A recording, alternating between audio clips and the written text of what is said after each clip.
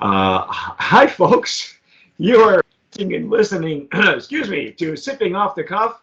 I'm at Tequila Aficionado Media on all of our channels and platforms and networks. I'm Mike Morales here in the heartbeat, the San Gabriel Valley in Southern California. That guy out there is Rick Levy at the end of the San Pasqual Valley in Southern California. Rick and I have this is a special issue of Sipping Off the Cuff. If you haven't seen the video of the Los Sundays tasting videos that we did, and they should be either streaming now or probably somewhere in August. I'm not even sure when you're going to see this video, but Rick and I tasted the coconut version of Los Sundays. And Rick, you made some suggestions on how you would try to make your cocktails with this. We found it actually on its own, as we taste everything. We do it at room temperature. We don't mix it. You know, we use our jarritos for tasting. And so after we did the tastings, and we do all, you know, for those of you who don't know what our process is, we do them all in one setting, in one sitting. And then, you know, later on, we put these videos in post-production. So later on that evening, Rick is texting me going, "Oh, bro, let me jump in here. Let me jump in here. You know, during our review, we tasted it neat in our jarritos, and we were, I guess, pleasantly surprised for an infused tequila. It had this toasted coconut flavor. It wasn't overpowering, and you know, we were having it room temperature neat. And so, with that in mind, how it wasn't, you know, this overpowering presence, I had suggested some, you know, more, I don't know, shall we say, delicate approaches to mixing, so that you could experience the essence of the coconut and the agave, and not get lost in all kinds of the other things you'd be mixing it with. Right. So something I like to do is I have a citrus mix where I mix it with some, you know, lime and prickly pear juice that I grow here, and so I put in just a little bit of that. I put in just some carbonated water from my soda stream and the Los Sundays coconut, and I put that in as You just floated it on the top? Is that what you just did? No, I mixed it. Okay. Yeah, it was mixed. So, you know, I put in the juice, and then I put in the Los Sundays, and then I poured the carbonated water on top with ice and mixed it up. And the coconut really bloomed with the carbonated water. Okay. So it became a very dominating presence. And so it did not behave as I expected in the drink. So with that said, instead of going with the drink suggestions, the mix suggestions I had made in our original video, I would say that, you know, this is something that could probably stand up in your blender if you're making, you know, say, you know, a frozen drink, some kind of tequila, what's the word? Not daiquiri, but yeah, like a slushy or a smoothie or something like that. Right, like a tequila-based pina colada or something like that. Oh, okay. You know, you could use this, or I was thinking something I might try at some point is using a little bit of it and mixing it with some mezcal in a drink.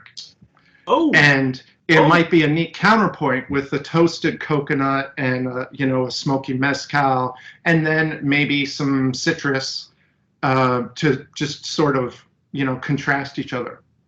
Okay. So would you say that I know that the coconut kind of caught you off guard because you didn't expect it to bloom as much as it did. Do you find that that's a negative or a positive? Does it become much more creative now to work with as a cocktail, or what was it for you? Was it a downer or an upper? I mean, you know. Right. Well, in, you know, my personal taste, the drinks I make, I don't usually go for coconut flavor.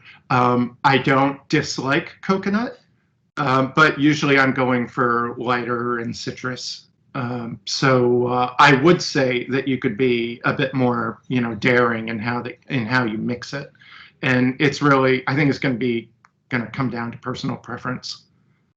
I would be interested to find out what you do with a mezcal cocktail and the coconut on it, because that sounds intriguing to me, especially with this particular year. We've had so many other agave spirits sent to us. We have sotols at higher ABVs that were made in cocktails that I'd never had before that were outstanding.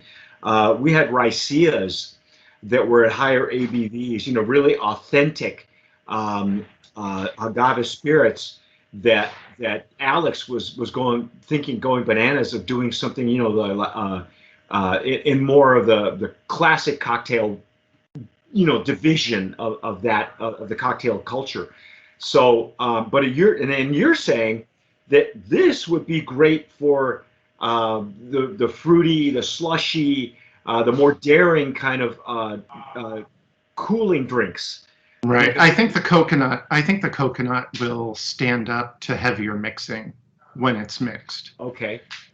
Yeah, I would be interested to see what you come up with a mezcal. Would you go with an 80 proof mezcal? Would you go with a higher proof? From what you're describing, if it were me, and I'm not a cocktail guy, I would probably try something with a higher ABV just to be able to, just so that they would not clash, but they would actually dovetail with each other. I'm not even sure if that's even possible, but yeah, I would go with a higher ABV mezcal. Most of them tend to be higher than 40. Right. Well, some of them are 42. Sometimes that's high enough. So that's cool. That's interesting. Okay, so if you were watching our original video and you have something a little bit more subtle in mind, Rick says no. Yeah. Or, this is less than 40 proof. This is a 35% ABV. So, you could add it as part of your mix the way you would a liqueur rather than using it as the primary liquor in the beverage. But you stated that this one bloomed more, so it kind of overwhelmed or overtook the cocktail, whereas a liqueur won't do that. Not that any liqueur that I have ever had. No. At least not. And I had used it as the primary liquor in the drink. So there wasn't another tequila that I mixed it with. I just poured in, like a jigger of this, and a splash of my citrus mix and the carbonated water. And I think part of it was probably due to the carbonation, because that is kind of like an aeration process. Right. And and so the coconut became overpowering for me in that mix.